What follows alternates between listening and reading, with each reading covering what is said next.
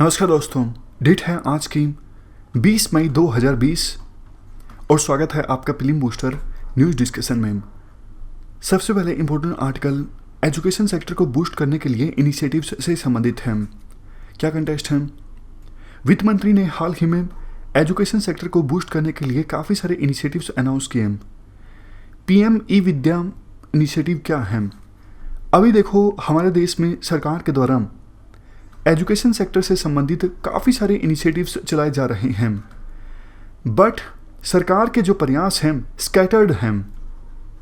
अब उन सभी प्रयासों को यूनिफाई करने की सरकार कोशिश करेगी ताकि एक ही मंच पर सभी इनिशिएटिव्स का लाभ विभिन्न सेक्शंस के स्टूडेंट्स के द्वारा उठाया जा सके।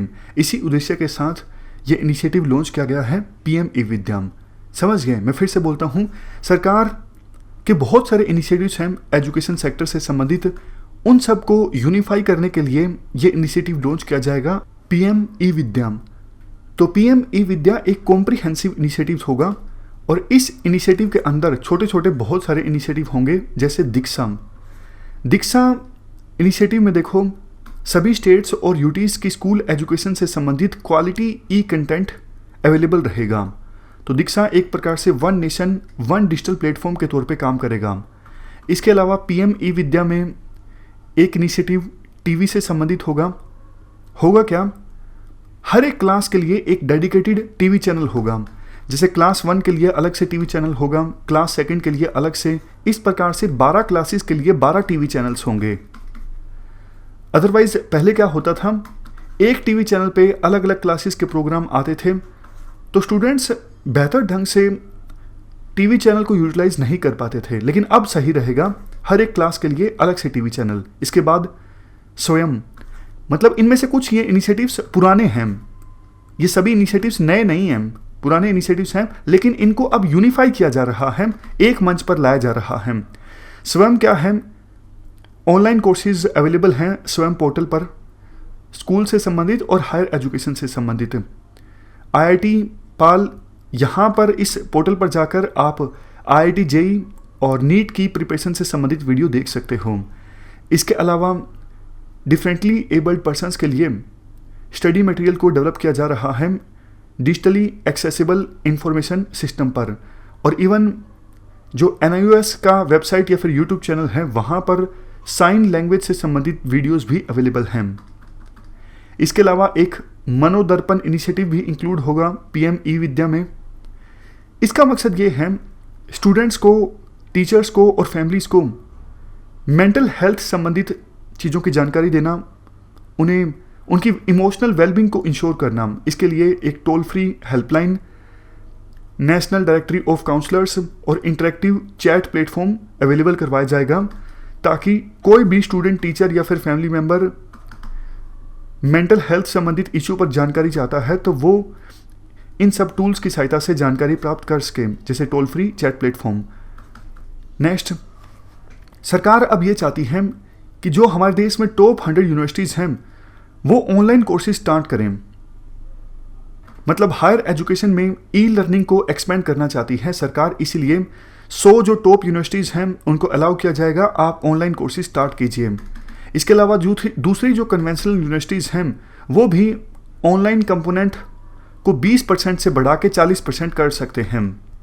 नेक्स्ट, एक national foundational literacy and numeracy mission launch किया जाएगा।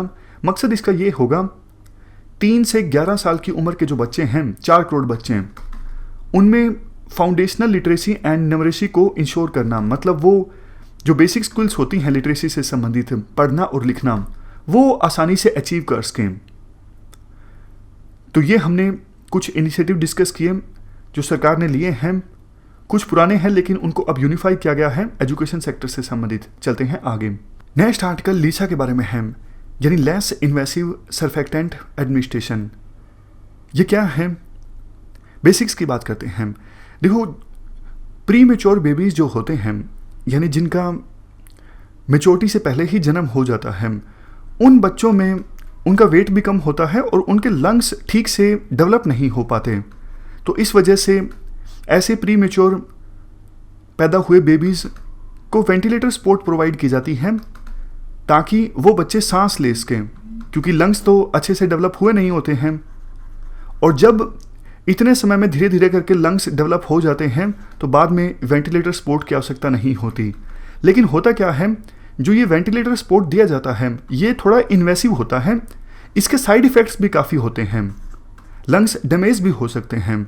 तो इसी चीज़ को एड्रेस करने के लिए जयपुर में एक बच्चों का हॉस्पिटल है, जेके लोन गवर्नमेंट चिल्ड्रन हॉस्पिटल। इस हॉस्पिटल ने एक नई मेडिकल टेक्निक इजाद की है जिसकी सहायता से बच्चों के लंग्स डिजीज़ को ट्रीट किया जा सकता है। मतलब अगर उन्हें सांस लेने में प्रॉब्लम आ रही है तो इस चीज़ को एड्रेस किया जा सकता है एक नई टेक्निक की सहायता से, जिसका नाम है लेस इन्वेसिव सर्फेक्टेंट एडमिनिस्ट्रेशन। इस टेक्निक की सहायता से बच्चे के लंग्स को अगर ट्रीट करने की कोशिश की जाएगी तो उसके साइड इफेक्ट नहीं होंगे। ये जो टेक्निक है वो कम इन्वेसिव है एज कंपेरिजन टू जो वेंटिलेटर सपोर्ट बच्चों को दी जाती है। तो ये हमने आर्टिकल डिस्कस किया लीसा के बारे में, यानी लेस इन्वेसिव सर्फेक्टेंट एडमिनिस्ट्रेशन। चलते हैं आगे। नेक्स्ट आर्टिकल पिनंगा अंडमानेंसिस के बारे में है। क्या कंटेस्ट है? देखो, साउथ अंडमान आइलैंड में ये रेयर पाम मिलता है। ये जो इमेज आप देख रहे हो ये सिर्फ यहीं पर मिलता था, लेकिन अब तिरुवनंतपुरम बेस्ड जो Jawaharlal Nehru tropical botanic garden and research institute है, यहाँ पर भी इस रेयर पाम को उगाया जाएगा।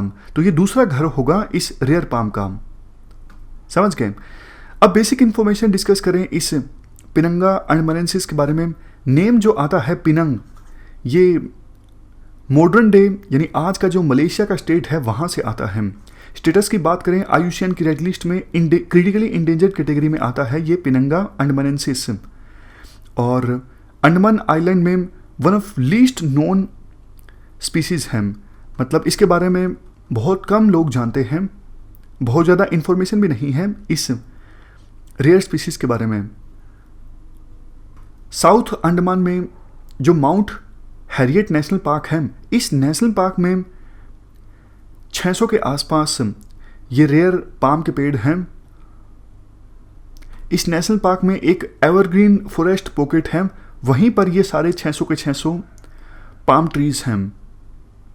हिस्ट्री की बात करें, सबसे पहले देखो इस रेयर पाम को डिस्क्राइब किया गया था इटालियन बोटानिस्ट ओडार्डो बैकरी के द्वारा 1934 में। और फर्स्ट आइडेंटिफिकेशन के बाद 1992 तक तो ये विश्वास किया जाता था कि ये जो रेयर पाम है ये एक्सटिंक्ट हो चुका है, यानी लुप्त हो चुका है। लेकिन बाद में इस माउंट हैरियट नेशनल पार्क में कुछ ये रेयर पाम नोटिस किए गए, तब उसके बाद से ही इसे IUCN की रेड लिस्ट में क्रिटिकली इंडेंजर्ड कैटेगरी में डाला गया है। यूजेस की बात करें, अभी तक पूरी तरह से इन्फॉर्मेशन नहीं है किस पर्पज़ के साथ इन पाम्स का इस्तेमाल किया जा सकता है। लेकिन हाँ, इतना ज़रूर है, गार्डन्स में, पेवमेंट्स में, एवेन्यू के लिए, मतलब एस्थेटिक वैल्यूज़ के लिए इनका इस्तेमाल किया जा सकता है। एस्थेटिक वैल्यूज़ मतलब फुटपाथ पे इस प्रकार के पेड़ लगे होंगे तो अच्छा लगता है, गार्डन में लगेंगे तो थोड़ी खूबसूरती आती है, अच्छा लगता है। ये मतलब है एस्थेटिक वैल्यू का। थ्रेट्स की बात करें, नेचुरल कैलमिटीज़ जैसे साइक्लोन्स, अर्थक्वेक्स या फिर हाथियों के द्वारा कुचले जाना, ये कुछ ऐसी प्रॉब्लम्स हैं जिनकी वजह से संख्या जो है कम हो गई है पिनंगा अंडमानेंसिस की। चलते हैं आगे चलने से पहले माउंट हैरियट नेशनल पार्क के बारे में भी इंफॉर्मेशन डिस्कस कर लेते हैं। ये देखो, अंडमान एंड निकोबार आइलैंड्स के साउथ में है माउंट हैरियट। ये थर्ड हाईएस्ट पीक है अंडमान और निकोबार आर्किपिलगो में। सबसे बड़ी जो माउंटेन पीक है अंडमान और निकोबार आर्किपिलगो में वो है सैडल पीक, ये नॉर्थ अंडमान में है, ये ऊपर देखिए। उसके बाद दूसरी सबसे बड़ी पीक है माउंट थुलियर, ये ग्रेट निकोबार में है। और उसके बाद तीसरे नंबर पे सबसे हाईएस्ट पीक है अंडमान और निकोबार में माउंट हैरियट। यहाँ पर Andaman wild pigs, salt water crocodiles, butterflies और पाम ट्रीज ये सब देखने को मिलते हैं। चलते हैं आगे। नेक्स्ट आर्टिकल हांको के बारे में है। जापान में देखो, हैंको का मतलब है पर्सनल स्टैंप। जैसे मान लीजिए कोई डॉक्यूमेंट है, इस डॉक्यूमेंट को आपको ऑथराइज करना हो कि आप इस डॉक्यूमेंट से सहमत है, तो आप क्या करोगे? आप साइन करोगे अपने। जापान में क्या होता है, जब किसी पर्सन को डॉक्यूमेंट को ऑथराइज करना होता है तो वो अपनी इस पर्सनल सील का इस्तेमाल करता है। पर्सनल सील स्टैंप की तरह काम करती है, लकड़ी की बनी होती है या फिर प्लास्टिक की बनी होती है। ये प्रचलन जापान में सदियों पुराना है और काफ़ी सारी ट्रांजैक्शंस ऐसी होती हैं जापान में, वो तभी पूरी होती हैं जब इस पर्सनल स्टैंप का इस्तेमाल होता है। पर्सनल स्टैंप का इस्तेमाल जब तक नहीं होगा तब तक काफ़ी सारी ट्रांजैक्शंस को अधूरा माना जाता है। जैसे देखो, हमारे इंडिया में कई सारे डॉक्यूमेंट्स को कंप्लीट माना ही नहीं जाता जब तक कि स्टेक होल्डर्स के द्वारा साइन ना कर दिया जाए। साइन किया जाता है तभी तो वो डॉक्यूमेंट कंप्लीट होगा ना। इवन आप बैंक अकाउंट भी नहीं ओपन कर सकते बिना सिग्नेचर के। तो उसी प्रकार से जापान में काफ़ी सारी ट्रांजैक्शंस तब तक कंप्लीट नहीं होती जब तक स्टेक होल्डर्स अपनी इस पर्सनल स्टैंप का इस्तेमाल नहीं कर लेते डॉक्यूमेंट्स पर। अब दिक्कत क्या है, कोविड-19 की महामारी के कारण सरकार तो वर्क फ्रॉम होम को प्रमोट कर रही है, लेकिन इस पर्सनल स्टैंप की वजह से कुछ लोगों को ऑफिस जाना पड़ता है। तो बहुत सारे एक्सपर्ट्स अब विरोध कर रहे हैं कि इस हैंको का जो चलन है इसे ख़त्म कर दिया जाए, क्योंकि इसकी वजह से कोविड-19 की महामारी को कंटेन करने में दिक्कत आ रही है। इस वजह से ये हैंको जो है काफ़ी ज़्यादा सुर्खियों में आया है। थोड़ी सी और इन्फॉर्मेशन भी है लास्ट में। जैसे जो इंक पैड होता है हैंको के लिए, इसे सुनीकू कहा जाता है। जैसे स्टैंप लगेगी उसके लिए इंक पैड होना चाहिए ना, तभी तो स्टैंप दिखेगी जिस पेपर पे स्टैंप लगाई गई है। तो इंक पैड को कहा जाता है सिनुकू। और इसके अलावा जो छाप पड़ती है, यानी स्टैंप लगने के बाद पेपर पे जो इंप्रेशन आता है, उसे कहा जाता है इंकन। खैर ये सब यूपीएससी पूछेगी, इसकी संभावना कम है, लेकिन हैंको के बारे में पूछा जा सकता है। हैंको क्या है? ये जापान में इसे पर्सनल स्टैंप कहा जाता है। चलते हैं आगे। Next article social protection response programme के बारे में है। क्या कंटेस्ट है? वर्ल्ड बैंक ने इंडिया के लिए $1 बिलियन की असिस्टेंस अनाउंस की है ताकि इंडिया जो है अपने कोविड-19 सोशल प्रोटेक्शन रिस्पॉन्स प्रोग्राम को एक्सेलरेट कर सके। क्या है इंडिया का ये सोशल प्रोटेक्शन रिस्पॉन्स प्रोग्राम? देखो, कोविड-19 की महामारी की वजह से गरीब लोगों को बहुत ज़्यादा नुकसान उठाना पड़ा है। तो सरकार काफ़ी प्रयास कर रही है गरीब और वल्नरेबल हाउस होल्ड्स को सोशल असिस्टेंस प्रोवाइड करने की, जो काफ़ी ज़्यादा प्रभावित हुए हैं कोविड-19 की महामारी की वजह से। और इंडिया के इन्हीं प्रयासों को नाम दिया गया है social protection response programme. Implement किसके द्वारा किया जा रहा है ये programme? Ministry of finance, government of India के द्वारा। फंडिंग वर्ल्ड बैंक जो देगी इंडिया को इस प्रोग्राम के लिए, वो 2 फेसेस में देगी। पहले फेस में $750 मिलियन इमीडिएट इंडिया को दिए जाएंगे फिस्कल ईयर 2020 के लिए। उसके बाद नेक्स्ट फिस्कल ईयर के लिए दूसरी खेप वर्ल्ड बैंक के द्वारा इंडिया को दी जाएगी $250 मिलियन की। पहला फेस जो होगा उसको इम्प्लीमेंट किया जाएगा प्रधानमंत्री गरीब कल्याण योजना की सहायता से। और सेकेंड फेस में क्या होगा?